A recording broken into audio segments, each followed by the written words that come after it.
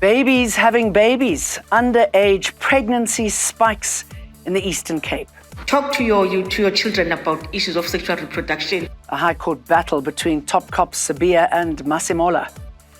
And for the first time, China, Russia and North Korea present a united front at a massive military parade. Hello, I'm Jane Dutton. EWN, in touch, in tune and independent. A most wanted, internationally sought-after criminal has been shot and killed in Kempton Park near OR Tambo International Airport. While details remain sketchy, EWN understands the suspect, who went by various aliases, was convicted on multiple cases of house robbery, carjacking and kidnapping. It's further understood that he was listed on the Cernic Wanted Persons Database, which is part of Mozambique's National Criminal Investigation Service. Police have been approached for comment. 5 people have died after the taxi they were travelling in overturned on the N1 North freeway in Midrand, Gauteng. Police are still trying to get to the bottom of what happened. Following an earlier fatal accident that happened on the N1 North between the Buckley Interchange and Allendale Road in Midrand, where unfortunately 5 occupants from a single vehicle, a minibus taxi, lost their lives. Some lanes had to be closed off for the recovery process and to clear the scene, but currently all lanes on the N1 North have been reopened for traffic to flow. Police say if the Madlanga Commission requests the Political Killings Task Team's dockets, they will be provided, but it adds investigations have to continue for now. The original dockets have been sent back to the task team in KZN.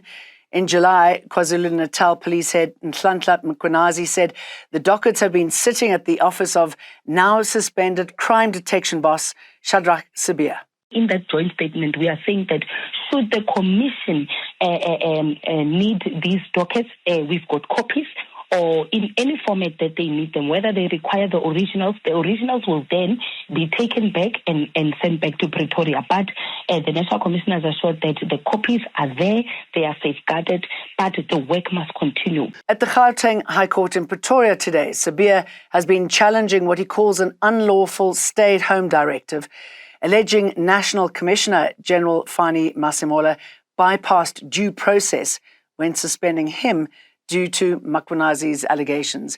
Masimola, who accuses Sabia of defiance and mishandling politically sensitive murder investigations by abrupt removal of case dockets. There's concern this public showdown is damaging SAPS's credibility and morale as internal tensions and procedural disputes play out in court.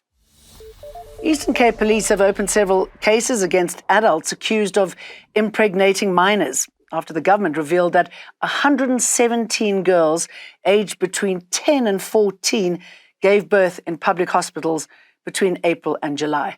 More than 4,700 teenagers aged 15 to 19 also delivered babies in the same period, with the highest figures recorded in OR Tambo, Buffalo City and Nelson Mandela Bay. Sex with a minor is statutory rape. Police confirm several rape cases linked to the minors have been opened, with some already before court, but at least 3 have been withdrawn. Talk to your children about issues of sexual reproduction. Take them to our facility so that we can be able to give them all the necessary support. In Soshanguve, 3 teachers accused of sexually assaulting learners have been removed from Tielelani Secondary School, north of Pretoria, by the Education Department. Learners allege the trio is known for sexually assaulting pupils, while a bus driver from the same school is accused of being involved in an inappropriate relationship. Learning was disrupted for a second day today as protests continue there, with political parties and civil rights groups joining learners. Today, the Education Department officials visited the school.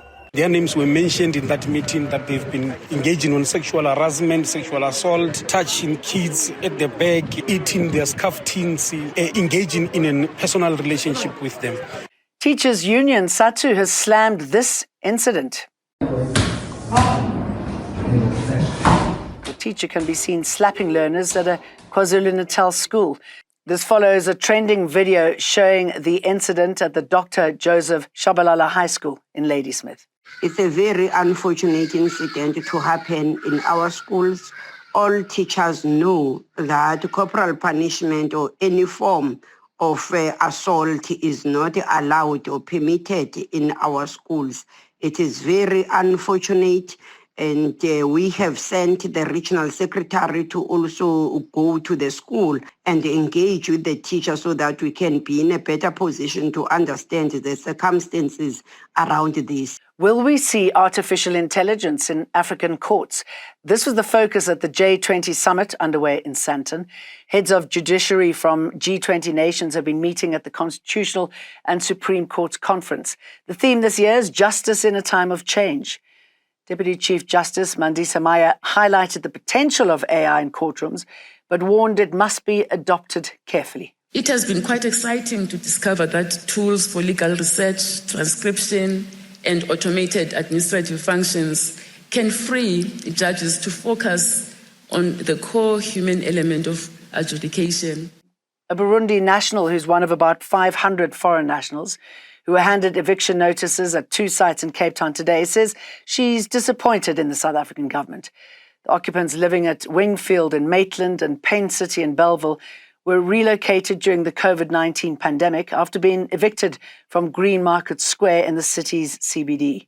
Someone who's a foreigner and come to the country to ask her help and say like, oh, you came to take our land. Really, I feel sorry. Kabanga Nkurikaya says she fled conflict and poverty in her country of birth 19 years ago, hoping to find a better life in Cape Town.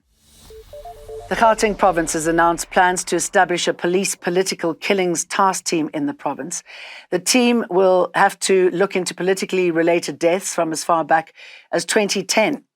KZN is currently the only province with such a task team, which was formed on the recommendation of the Murwane Commission, which identified the province as the country's hotbed for political killings. This initiative represents a significant step forward, bolstered in the fight against political violence, and the government of provincial unity support all these initiatives to ensure that there is peace and political tolerance in our province. We want to argue that within this political task team, issues related to taxi violence and the leadership of the taxi industry that has been killed in our province should not be excluded.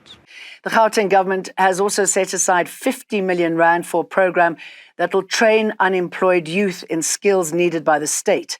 The program has been named Nasi Ispani Reloaded, second version. Lesotho has downplayed suggestions from opposition parties the program is an electioneering plot for his party, the ANC. The Usindiso Commission of Inquiry investigating the deadly building fire in Johannesburg says the prevalence of hijacked buildings is driven largely by poverty and lack of affordable housing. The Commission's final report shows that the common assumption that buildings are hijacked purely for profit by so-called slumlords is wrong. The Gauteng government has today revealed the Commission's final findings. The inquiry, chaired by retired Justice Sisi Kampepe, was tasked with investigating the root causes of hijacked buildings in Gauteng following the Usindiso tragedy where 76 people died during a fire. And for the first time, a rare public show of unity unfolded in Beijing as the leaders of China, Russia and North Korea stood side by side at a massive military parade. President Xi Jinping warned of rising global tensions as China rolled out its most advanced weapons, including long-range nuclear missiles. The event marked 80 years since the end of World War II, but the message was firmly about the future. On the sidelines, Vladimir Putin praised Kim Jong-un for sending North Korean troops to support Russian forces in Ukraine, calling them brave and committed allies. We'll see you for more again tomorrow. Don't forget to download the EWN app. EWN, in touch, in tune, and independent.